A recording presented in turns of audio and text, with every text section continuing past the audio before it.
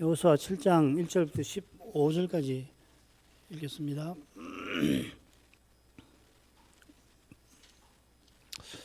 이스라엘 자손들이 바친 물건을 인하여 범죄하였으니 이는 유다 지파 세라의 증손 삽디의 손자 갈미의 아들 아간이 바친 물건을 취하였음이라.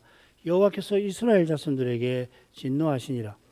여호수아가 여리고에서 사람을 베델 동편 벳 아웬 곁에 있는 아이로 보내며 그들에게 일러 가로되 올라가서 그 땅을 정탐하라 하며 그 사람들이 올라가서 아이를 정탐하고 여호수아에게로 돌아와서 그에게 이르되 백성을 다 올라가게 말고 이 삼천 명만 올라가서 아이를 치게 하소서. 그들은 소순이 모든 백성을 그리로 보내어 수고롭게 맞서서 하므로 백성 중 3천 명쯤 그리로 올라갔다가 아이 사람 앞에서 도망하니 아이 사람이 그들의 36인쯤 죽이고 성문 앞에서부터 스바림까지 쫓아와서 내려가는 비탈에서 쳤으므로 백성의 마음이 녹아 물같이 된지라. 여호수아가 옷을 찢고 이스라엘 장로들과 함께 여호와의 궤 앞에서 땅에 엎드려 머리에 티끌을 무릅쓰고 저물도록 있다가 여호수아가 가로되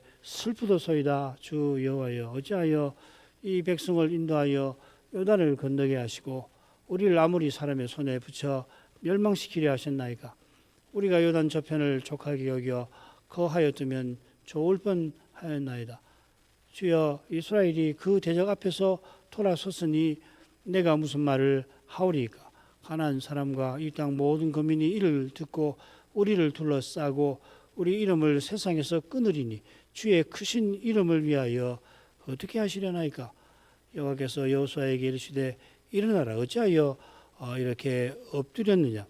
이스라엘이 범죄하여 내가 그들에게 명한 나의 언약을 어기었나니 곧 그들이 바친 물건을 취하고 도적하고 사기하여 자기 가구 가운데 두었느니라. 그러므로 이스라엘 자손들이 자기 대적을 능히 당치 못하고 그 앞에서 돌아섰나니 이는 자기도 바친 것이 됨이라.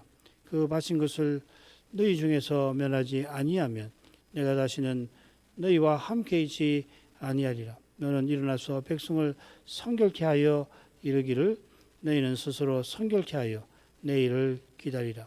이스라엘의 하나님 여호와의 말씀에 이스라엘아 너희 중에 바친 물건이 있나니 내가 그 바친 물건을 너희 중에서 제하기 전에는 너희 대적을 당치 못하리라. 아침에 너희는 너희 지파대로 가까이 나오라.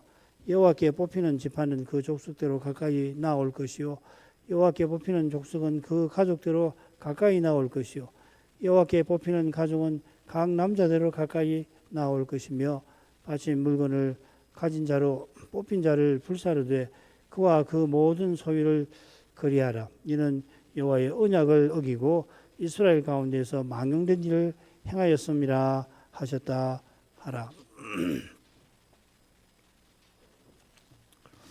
오늘 살핀 아이 사건은 바로 앞선 여리고 사건과 짝을 이룹니다. 아이 사건은 여리고 정복과 관련된 범죄로 말미암습니다. 그 범죄는 헤렘 심판의 경고를 감히 무시한 것입니다. 이 범죄로 여호와께서 이스라엘에게 진노하십니다. 이스라엘이 작은 성 아이에게 대피합니다. 세상의 눈에는 이스라엘의 죽은 군사가 불과 36인 정도입니다만은 여호수아의 눈에는 이스라엘이 망하게 되었습니다. 여호수아의 기도에 여호와께서 멸망에서 피할 길을 친히 내십니다. 길만 내시는 게 아니라 그 길을 친히 열어가십니다. 그처럼 헤렘 경고를 무시한 아간도 헤렘 심판을 당하고 아이도 여리고처럼 심판을 당합니다. 이런 내용을 참지해서 이달락의 줄거리를 간단히 보죠. 다섯으로 나눠볼 수 있습니다. 7장 1절부터 5절 아간이 바친 물건을 취하여서 여호와께서 진노하시고 이스라엘이 아이에게 대피했다는 내용이고요. 그 다음 7장 6절부터 9절까지는 여호수아가 여호와께 전쟁의 패배를 앓으며 큰 절망에 빠져 있는 상태가 나옵니다. 그리고 7장 10절부터 15절까지는 여호와께서 여호수아에게 패배의 원인과 해결책을 알려주십니다. 그러니까 여호수아가 이어서 7장 16절부터 26절까지 여호와께서 명하신 대로 패배의 원인을 제거합니다. 그리고 8장 1절부터 29절까지는 여호와께서 여호수아에게 아이를 칠 길을 보이시고 여호수아가 그리 하는 겁니다. 8장 1절부터 29절 다섯째 부분이 나머지 부분들 합치만큼 길긴 한데 다섯째 부분은 첫째 부분과 선명한 대조를 이루고 있습니다. 여호와께서 진노하셔서 이스라엘이 아이에게 대피하는데 여호수아의 기도를 들으신 여호와께서 친히 진두지휘하시며 아이를 심판하십니다. 이 다섯째 단락에 진멸한다는 동사가 써 있는데 이 동사의 명사인 헤름이 첫째 한가운데에 집중적으로 나오고 있습니다. 여호수아가 아이에게 패배하고서 큰 낙담에 빠져서 기도하는데 그가 낙담하긴 하지만 그 원인을 알지 못한 상태였습니다. 원인을 알지 못할 뿐만 아니라 안다 하더라도 그 원인을 여호수아가 스스로는 해결하지 못합니다. 그 해답은 그가 바라던 메시아에게 있고 메시아로 오실 여호와께서 친히 해답을 한가운데에서 제시하시는 것입니다. 너무도 당연하지만은 여호수아가 아간을 죽인 것 그 자체가 해답은 아닙니다. 해답은 오직 하나님 은혜에 있는 겁니다. 처음 부분으로 가죠. 둘러 한번 나눠보겠습니다.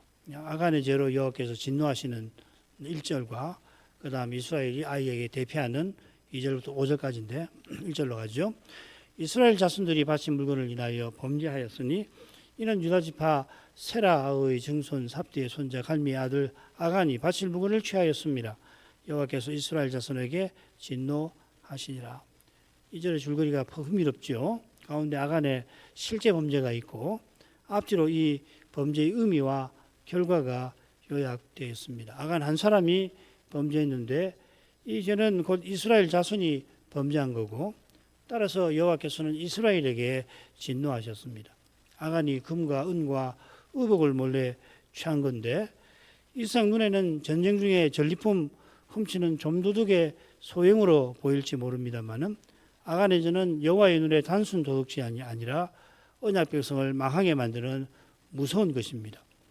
무릇 모든 행위와 사건은 여호와께서 보시는 기준에 비추어 살펴야 어려울 것입니다. 아간이 범한 죄가 얼마나 심각한 것인지 이스라엘 자손이 범죄하였다 하는 표현에 생생하게 담겨져 있습니다.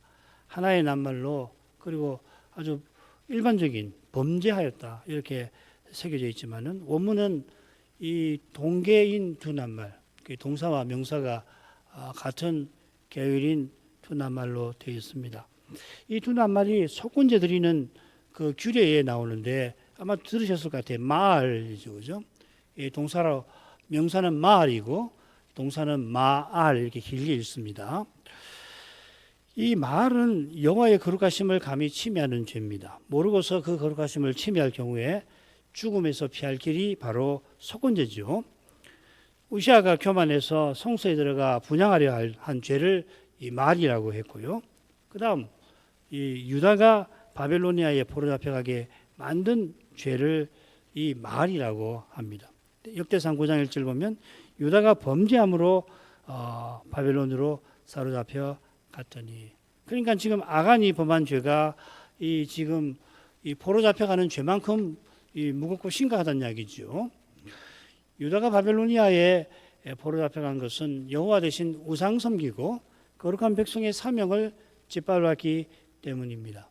에스겔서 보면은 성전 안에 우상들을 들여다 놓고 섬길 정도였고 자기 자녀들을 몰래게 불에 지나가게 몰래 우상 숭배에 바쳤습니다.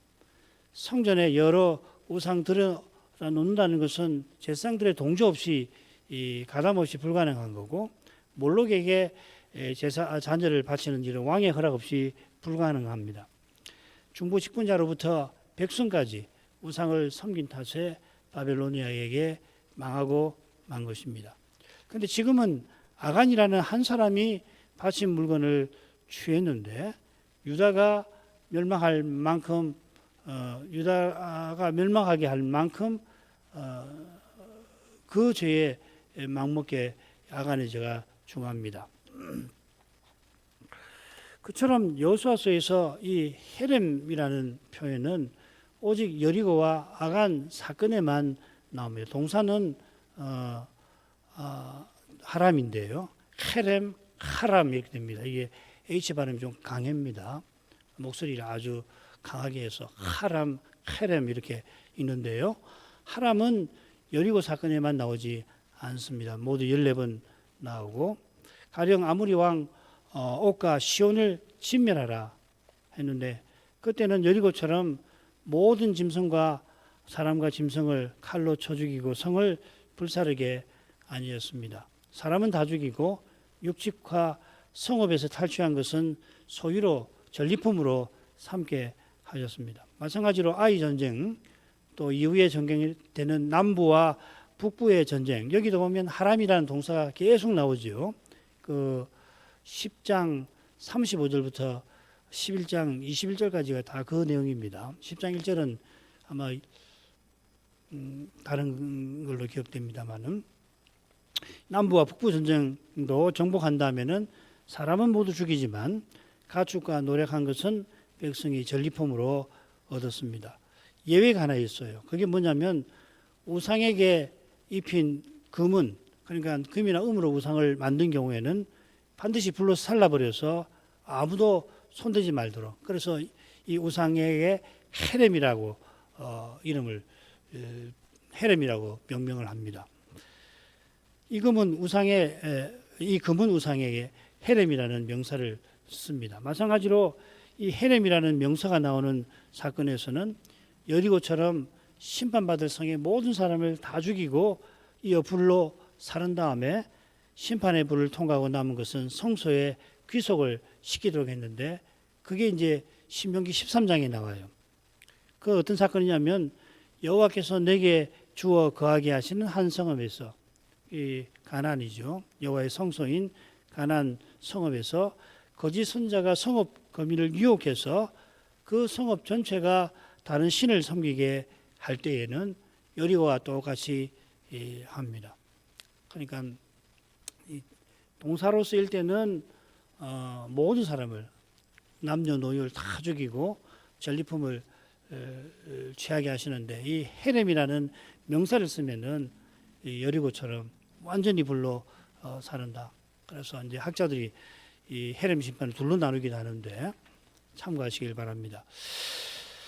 아울러 아간의 죄는 이 거짓 선지자에게 성읍 거민이 유혹되어 우상 섬기는 죄와 다른 점이 있는 것 같습니다. 아간의 죄는 거짓 선지자에게 속아서 우상 숭배하는 성읍 거민의 경우와 달리 얼른 봐서 개인의 죄 같습니다.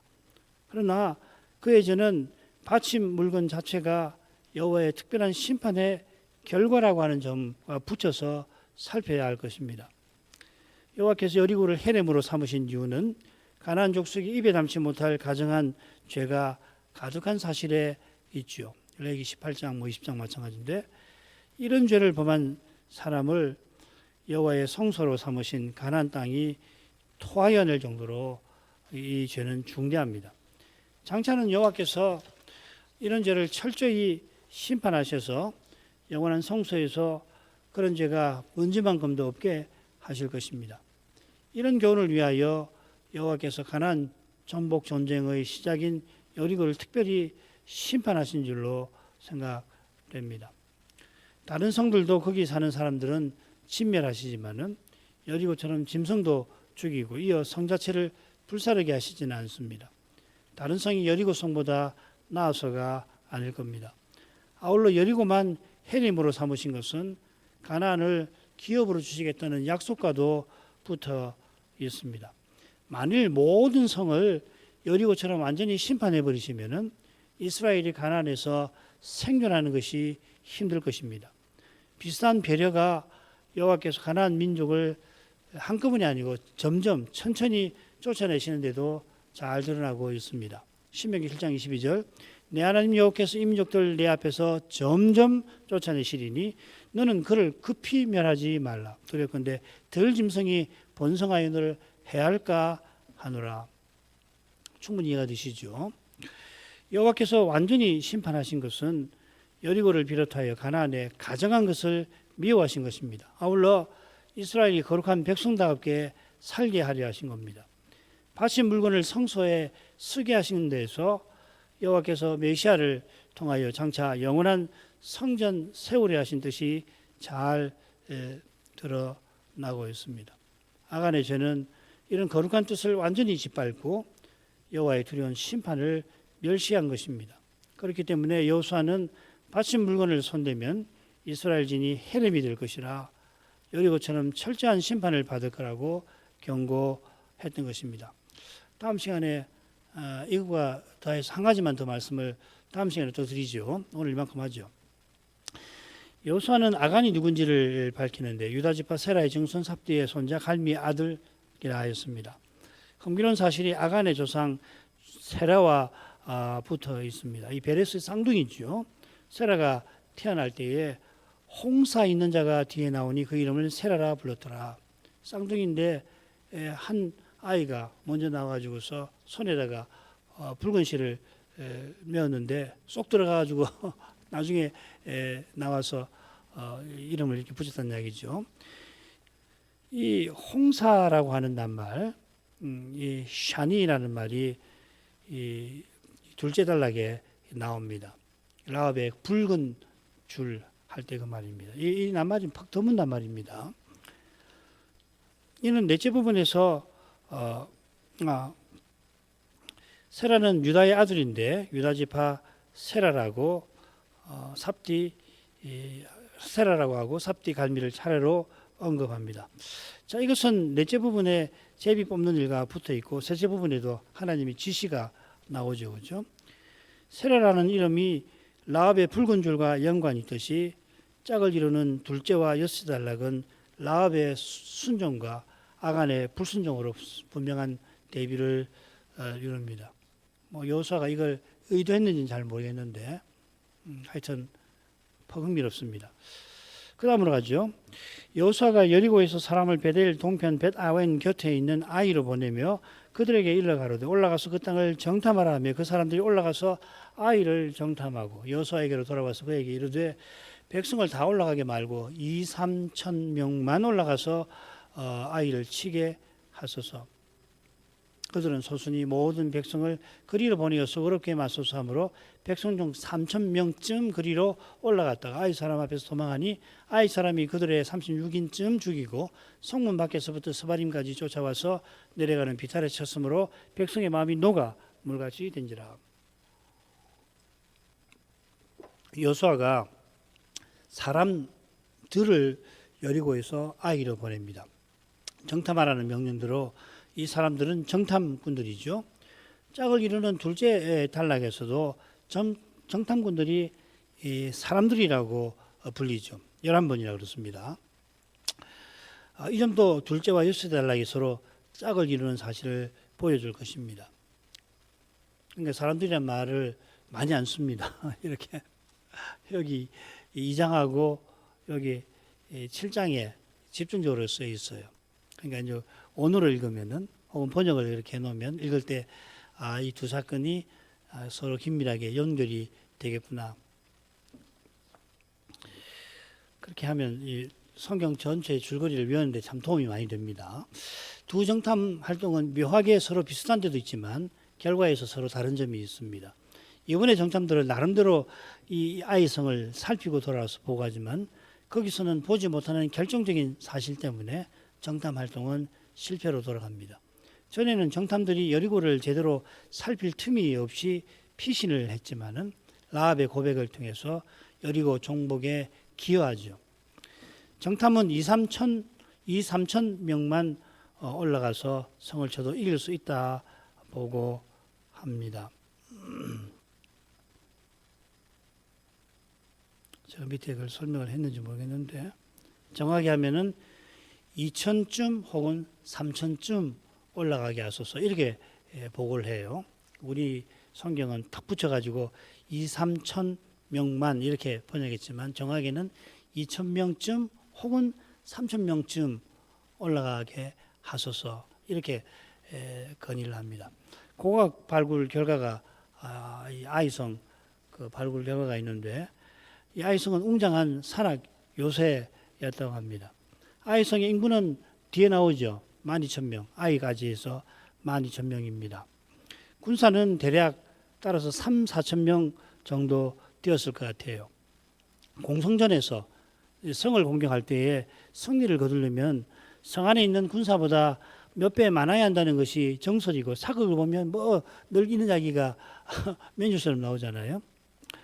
여호수아도 패배 후 다시 전투를 준비할 때는 정탐이 건의한 수보다 훨씬 많은 수를 군사를 동원하죠.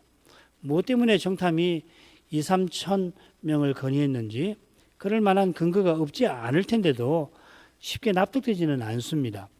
여리고 성에서 대성을 거둔 뒤라 정탐들이 지나친 자신감을 가졌을는지도 모릅니다만은 그렇지만 성경은 아이 전투의 패배가 아간의 죄에 있음을 분명히 밝힙니다. 그래서 이 정탐의 보고에 문제가 있다, 믿음이 자신감이 잦다, 게을렀다 이런 주의가 있는데 저는 뭐 글쎄요 그렇게까지 이야기하는지 잘 모르겠습니다.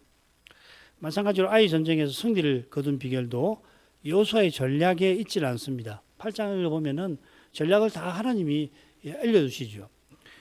지시하시죠. 알려주실 뿐만 아니라 진두지휘를 하시는 게 8장에 잘 나옵니다. 여리고를 돌고 양강 나팔을 불고 백성이 함성 지른 것이 전쟁 승리를 거둔 전략과 비결이 아니었듯이 첫 아이 전쟁의 실패도 그저 정탐의 느슨한 정탐과 아니한 건의에 있지 않습니다. 사실 정탐의 진심은 모든 백성을 거리로 보내어 수고롭게 맞서서 하는 데서 엿보입니다. 이 문장을 이렇게 보면은 왜 2,000쯤 혹은 3,000쯤 올라가게 보내소서 하냐면 앞뒤로 백성 다 올라가게 하지 마십시오. 백성을 괴롭게 하지 마십시오 하는 이 말이 나오죠. 여호수아도 그들의 건의를 그대로 수용한 걸 보면 정탐과 같은 마음이었을 것 같습니다. 여호수아가 백성을 얼마나 생각하는지 패전 후에 그의 간절한 기도에 잘 드러나죠. 아간의 죄에도 불구하고 여호와께서 진노에서 벗어날 길을 허락하신 것도 이 사랑하는 마음과 붙어 있을 것입니다. 참고로 수고롭게 한다는 동사도 이 여호수아에 2번 나오는데 여호수아서에 2번 나오는 낱말이 많이 있는데 다른 한 번은 여호와께서 약속대로 이스라엘에게 수고하지 아니한 땅을 주시는데 거기 수고한다는 말이 나옵니다. 여호와께서 수고하지 아니한 땅을 주시는 것처럼 여호수아도 백성이 전쟁에 수고하지 않게 하려 한 겁니다. 이 사랑하는 마음이죠. 그러니까 정탐을 너무 정탐 보고와 활동에 너무 전쟁 패배의 원인을 돌리는 것은 옳지 않겠다 생각이 듭니다. 정탐들은 2,000쯤 혹은 3,000쯤 군사를 건의했는데 여호수아는 3,000쯤 군사를 보냅니다. 2,000쯤 보낼 수도 있는데 3,000쯤 보낸 것은 필시 마음을 기울여 전쟁에 임했던 것을 보여줄 것이며 느슨하게 하지 않았다 이 말이죠. 그러나 이스라엘 군사들이 아이 사람들 앞에서 도망합니다. 이스라엘 군사는 높은 요새로 올라갔는데 아마 아이 사람들이 경관 성벽에서 화살을 날리니까 딱 그 성벽에 도열을 해가지고 화살을 쏘니까 그 견고하고 강력한 전투 태세에 이스라엘 군대는 놀라서 도망을 쳤고 도망치는 과정에서 36명쯤 죽었고 아이 군대가 성 가까운 스바림이라고 하는 채석장까지 이스라엘을 쫓아왔다 그렇게 했습니다. 이 36명이 결코 많은 수는 아니겠습니다만은 놀랍게도 백성의 마음이 녹아 물같이 되었습니다. 그만큼 아이 전투는 신비한 면이 있었던 겁니다. 얼마 전 그들은 하나님의 신비한 능력으로 여리고 성이 무너지는 것을 두 눈으로 똑똑히 보았습니다. 그런데 바로 이어서 여리고보다 작은 성과 전투를 벌이면서 불과 36명이 죽었지만은 이상한 두려움에 온 백성의 마음이 거기 휩싸였던 것입니다. 이스라엘이 요단 건넌 일을 듣고 요단 서편의 아무리의 모든 왕과 해변 이 가나안 모든 사람의 모든 왕이 마음이 녹았다 했는데 이제는 이스라엘 백성의 마음이 녹아버렸습니다. 여호수아는 이 일이 여호와로 말미암은 것임을 가리키는 것입니다. 신비한 두려움이죠, 그죠?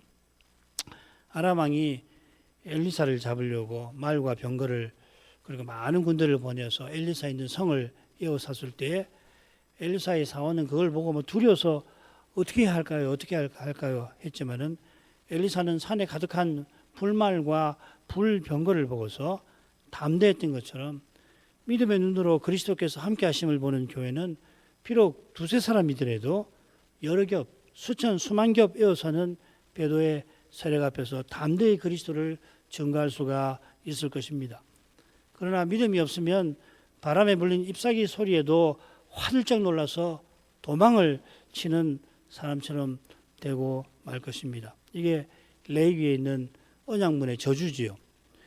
능력의 힘이 큰 것이 우리에게 있지 않고 오직 하나님께 있습니다. 각주에 보면은 왜 물같이 되었다 했나. 이게 이미지가 쉽게 와닿으면서도 이 물같이 되었다라고 하는 표현을 제가 구약을 쭉 찾아볼 때 이 표현이 여기밖에 안 나와요.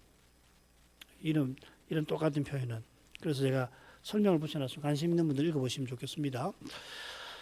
이 크신 능력이 사도들의 온갖 고난을 능히 견딜 수 있게 하지요. 이는 사망은 우리 안에서 역사하고 생명은 너희 안에서 하는 신비의 능력입니다. 이 죽음을 넘어서는 그런 능력 아닙니까? 이런 능력이 있어서 엘리사도 자기 시대에 고난을 통해서 거룩한 사명을 이루었던 것입니다. 그 다음으로 가죠. 둘째, 여호수아가 옷을 찢고 이스라엘 장로들과 함께 여호와의 궤 앞에서 땅에 엎드려 머리에 티끌을 무릅쓰고 저물도록 있다가 여호수아가 가로되 슬프도소이다 주 여호와여 어찌하여 이 백성을 인도하여 요단을 건너게 하시고 우리를 아모리 사람의 손에 붙여 멸망시키려 하셨나이까. 우리가 요단 저편을 족하게 여겨 거하였다면 좋을 뻔하였나이다. 주여 이스라엘이 그 대적 앞에서 돌아섰으니 내가 무슨 말을 하오리이까. 가나안 사람과 이 땅 모든 거민이 이를 듣고 우리를 둘러싸고 우리 이름을 세상에서 끊으리니 주의 크신 이름을 위하여 어떻게 하시려나이까. 여호수아가 장로들과 함께 옷을 찢고 여호와의 궤 앞에 엎드리고 머리에 티끌을 무릅씁니다. 이건 아이 전투 패배가 얼마나 심각하고 두려운 사건임을 보여줍니다. 옷을 찢고 머리에 먼지를 뒤집어 쓰는 것은 국가적 재앙을 만날 때 취하는 겁니다. 이 다윗이 몽진전할 때 그의 책사 후세가 그렇게 했죠. 참고로 한글 개역 표현을 읽으면 장로들이 옷을 찢지 않은 것도 같은데 그죠? 여호수아가 옷을 찢고 그다음에 이스라엘 장로들과 엎드려 머리에 티끌을 물었었다 이렇게 되었으니까. 근데 그렇게 번역할 것이 아니고 같이 했어요. 원문을 보면 함께 옷을 찢고 함께 머리에 티끌을 무릅쓰고 엎드린 거죠. 그러니까 논리적으로 하면 옷 찢고 머리에 티끌을 무릅쓰고 궤 앞에 엎드려 졌겠죠, 그죠? 그런데 가운데 두는 것은 강조하는 겁니다. 하나님 앞에 회개하며 엎드렸다는 것이 강조가 되는 거죠. 그 다음 단락에 그 내용이 있죠. 이 엎드린 행위 두 번째 줄부터 있습니다. 이어 나오는 여호수아의 기도가 붙어 있습니다. 궤 앞에 엎드린 것은 회개하며 주의 자비의 은혜를 간절히 구하는 겁니다. 이스라엘의 통상적인 기도는 서서 손을 하늘을 향하며 하늘을 우러러보는 태도로 드립니다. 특별히 주의 용서와 자비를 간절히 구하며 기도할 때 무릎을 꿇고 드리는데 이런 점에 비해서 땅에 엎드려 기도하는 것은 이 여호수아와 장로들의 처지와 심정이 얼마나 이 위급하고 처참하고 또 간절한가 하는 걸 짐작할 수 있겠습니다. 여호와의 궤 앞에 엎드린 것은 당연히 여호와를 부르는 것이겠습니다만은 이스라엘이 여호와의 진노와 심판을 받는 여호와의 원수가 되지 않게 해주시기를 간곡히 바라는 것이기도 할 것입니다.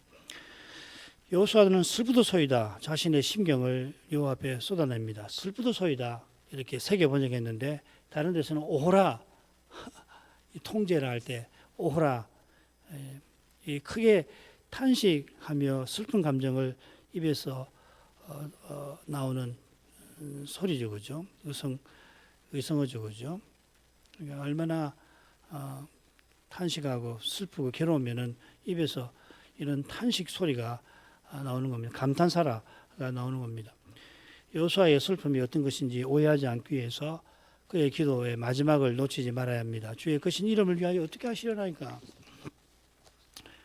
주의 크신 이름을 위하는 여호수아의 심정이 자기 백성의 멸망 앞에서 산산이 부서져 내립니다. 언약 백성이 멸망하면 주의 이름이 크게 해방을 받으실 겁니다. 주의 이름을 해방할 가나안 족속이 누구보다 심판받아야 하는데 그들의 손에 언약 백성이 망하게 되었습니다. 이런 현실에서 거룩한 선자는 큰 슬픔에 사로잡혀 여호와 앞에 그 괴로운 심정을 토하는 것입니다. 여호수아는 어찌하여 하고서 사람의 생각에 선자의 깨달음에도 도무지 이해할 수 없는 현실을 토로하고 있습니다. 그것은 여호와께서 요단을 건너게 하셨는데 그 목적이 아무리 사람의 손에 이스라엘을 멸망시키시려는 그런 현실인 겁니다. 이 현실이 선자의 깨달음을 넘어설 만큼 이해하기 힘든 것이라는 사실은 실제로 여호와께서 이스라엘을 진노하시는데 여호수아가 무슨 죄 때문에 그러는지 알지 못하는 데도 있는 것입니다. 모르죠, 그죠? 여호수아는 지금 이 죄 때문에 심각한 죄 때문에 저주하시는 것 같은데 무슨 죄 때문인지는 몰라요. 아이 전투에서 여호와의 진노가 얼마나 생생하고 강력하게 나타났는지 짐작할 수 있습니다만은 이 진노는 겨우 시작입니다. 작은 아이 성이 이스라엘 대군을 격파했다는 소식에 요단 서편의 아무리 모든 왕들과 해변에 가난 모든 왕들이 이스라엘을 공격하게 될 겁니다. 더욱이 이스라엘이 여리고를 무너뜨린 비결이 오직 여호와께서 이스라엘의 손에 그 성을 붙이신 데에 있는데 그 여호와께서 자기 백성을 이제 아무리 사람의 손에 붙이셨습니다. 여호와께서 함께 하시면 아무리의 모든 왕만 아니라 대제국 이집트의 바로도 이스라엘 앞에 굴복하였습니다만 여호와께서 진노하시니 작은 성도 이스라엘을 마음대로 짓밟았습니다. 이스라엘이 그저 하나의 나라로 더 이상 존재하지 못하고 많은 정도가 아닙니다. 하나님의 언약이 무너지게 될 것입니다. 언약의 하나님의 이름이 이스라엘의 멸망 때문에 조롱받으실 겁니다. 여호수아는 어찌하여 하나님께서 이렇게까지 하시는지 누구보다 잘 아는 동시에 누구보다 납득하지 못합니다. 그 이유가 아간의 죄를 그가 알지 못하는 것과도 붙어 있을 겁니다. 여호수아가 아간의 죄를 알지는 못합니다만은 눈앞에 벌어진 심각한 현실은 자기 백성의 중단 죄를 떠나서 생각할 수는 없는 겁니다. 이런 두려운 저주는 이스라엘이 시내산 아래에서 금송아지 우상을 섬긴 경우, 가나안에 올라가지 않겠다고 하고 이집트로 돌아가겠다 한 경우, 고라의 반역의 백성이 동조한 경우에 맞먹는 겁니다. 그러나 어느 경우도 지금 현실에 해당되지 않아 보입니다. 그래서 여호수아가 차라리 요단을 건너게 마시고 요단 저편에 거하는 것이 나았을 것입니다. 아뢰었는지도 모릅니다. 하지만 여호와께서 시내산에서 계시하신 대로 은혜롭고 자비하신 분이신데 이런 저주를 내리시는 것은 백성의 죄를 떠나서 도저히 생각할 수 없습니다. 여호수아는 시내산의 모세처럼 여호와의 이름을 위해서 자기 백성의 이름이 이방에 의해 끊어지지 않기를 구합니다. 이런 데서 죄의 두려운 신비를 우리는 생각해야 합니다. 하나님께서만 죄의 신비를 푸실 만큼 전지하십니다마는 죄를 아시는 만큼 공의로우십니다. 자기 백성이라도 범죄하면 그냥 두실 수 없습니다. 바로 이 지점에서 선자라도 스스로는 더 이상 이 두려운 신비 속에서 더 나가지를 못합니다. 우리가 십자가를 아주 너무 쉽게 너무 빨리 말하는 것은 죄가 얼마나 두려운 것인지 죄가 얼마나 교묘한 것인지 모르기 때문일 것입니다. 죄의 올무에 걸려든 사람은 스스로는 거기서 벗어날 길이 없음을 즉각 처절하게 깨닫고서는 거기에 휩싸여 어찌할 바를 알지 못하게 되는 겁니다. 그때 여호수아처럼 하나님의 이름을 부르는 이는 이미 하나님께서 그에게 해답이 되어 주신 것입니다. 하나님께서 해답이 되어 주실 수 있는 것은 스스로 말씀하신 것을 뒤집으신 게 아닙니다. 하나님께서 멸망할 우리에게 구원과 소망이 되어 주시려고 사람이 생각지 못하는 그 누구도 마귀도 생각지 못하는 일을 행하십니다. 그것이 바로 여호와께서 여호와의 종이 되시는 뱀에게 저주하시던 여호와께서 여인의 후손으로 세상에 오셔서 마지막 아담으로서 십자가에 달리시는 그 일입니다. 여호수아가 여인의 후손에 관한 예언을 알고 아브라함의 자손과 유다 지파의 사자에 관한 예언도 알고 성막 규례에 담긴 교훈도 압니다마는 그 예언과 교훈이 지금 자기 백성에게 여전히 유효한지 스스로는 확신하지 못할 것입니다. 인생은 당연히 여호와를 부를 수밖에 없다. 어려운 일을 당하면 별 수 없이 하나님을 부를 수밖에 없지 않겠나 그런 생각을 쉽게 합니다마는 부를 힘과 지혜 자체가 먼저 불러주시는 여호와께 있다는 걸 잊어서는 안 됩니다. 스스로 회개 못합니다. 진정으로 겸손히 하나님의 이름을 부를 생각, 이런 생각이 있다는 것이 이미 성신의 감화와 그리스도의 간구 덕분인 것입니다. 한 가지만 마저도 생각을 하겠습니다. 이거는 그냥 생략하죠. 다음 시간에 하는 것이 좋겠습니다. 그만큼 하죠.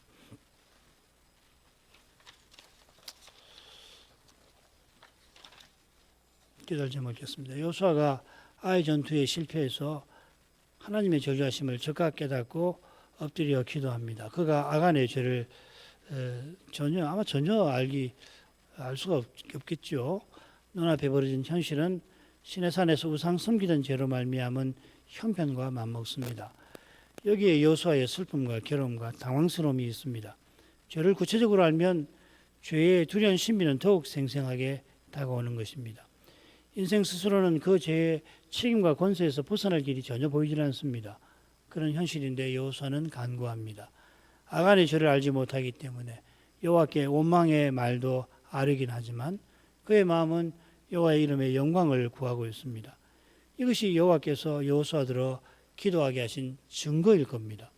게다가 그 이름의 영광은 무엇보다 죄인을 구원하시는 데서 가장 생생하게 드러납니다.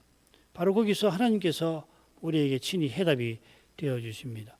그처럼 죄와 죽음의 현실에서 주의 이름을 위하여 기도하게 하시는 데서 이미 해답이 되어 주십니다. 주의 약속을 굳게 붙드는 기도는 결코 허망하게 되지 않을 것입니다. 장차 그리스도와 같아지게 하시는 그날에 지금 풀지 못하는 모든 문제가 틀림없이 다 풀어져 있을 뿐만 아니라 그 복된 장래를 간절히 바라보는 거기서, 바라보는 빛을 예배에서 보는 거기서 이미 하나님께서 해답이 되셔서 하나님을 더욱 바라보도록 이끄십니다. 이런 은혜를 우리가 구하겠습니다. 신학교 신학생들 또 다음 주 10일 있을 조사 실시를 위해서 기도해 주시기 바랍니다. 기도하겠습니다. 거룩하신 아버지, 여리고 성을 여호수아의 손에 또 이스라엘의 손에 주셔서 그저 백성의 함성에 큰 성이 무너져 내리도록 하셔서 라합이 고백한 것처럼 친히 상천하지에 참 하나님이심을 나타내셨습니다.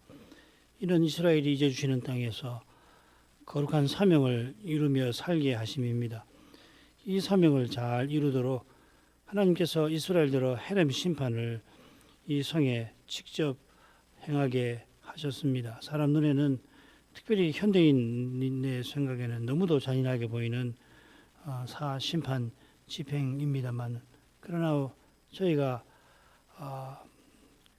그보다 더욱 잔인하고 더욱 끔찍한 것이 있다는 것을, 그것이 바로 그 성에 가득하였던 죄인 것을 잊지 말게 하옵소서. 우리 안에 있는 죄만큼 두려운 것이 없을 뿐 아니라 이 죄만큼 강경한 것도 없어서 하나님 은혜가 아니면 그 은혜를 겸손히 구하지 않고서는 아무도 어느 나라도 이 죄를 이기지 못하고 마침내는 다 망할 텐데 그저 목숨을 잃고 나라가 무너져 버리는 멸망이 아니요 영원한 사망의 형벌을 맛보는 그는 멸망이요. 영원한 사망에 이르기 전에도 죄에게 평생 종로로 돼서 불의와 부정을 행하면서도 스스로 무엇을 이룬다 하는 착각 가운데서 허무하게 그 멸망을 향하여 질주하게 만드는 그러한 멸망입니다. 이런 데서 벗어나게 하시려고 하나님께서 이스라엘대로 두려운 심판을 시행하게 하신 줄 압니다. 하나님께서 죄를 얼마나 미워하시며 하시는지, 그렇게까지 미워하실 만큼 실은 그보다 더 죄가 끔찍하고 두렵고 교묘한 것임을 우리에게 일깨워 주십니다. 이런 심판을 직접 시행하고서도 아간은 바친 물건을 감히 손대고 말았습니다. 이게 얼마나 중대한 결과를 낳았는지 오늘 아이성 패배에서 살펴봅니다. 아이성이 여리고에 비하여 작은 성인데도 이스라엘은 대패를 당하고 말았습니다. 죽은 사람의 수는 얼마 되지 않지만은 그 패배로 이스라엘이 마음이 녹아 버렸습니다.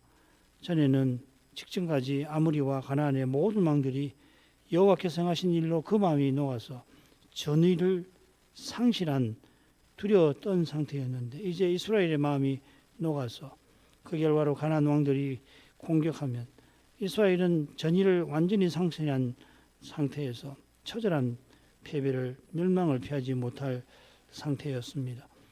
여호수아가 틀림없이 바친 물건에 손대면은 이스라엘 진이 저주를 당할 거라고 경고를 했는데도 아간은 하나님의 거룩하심을 멸시한 탓에 탐심에 금한 언약을 허무는 그런 무서운 죄를 저지르고 말았습니다.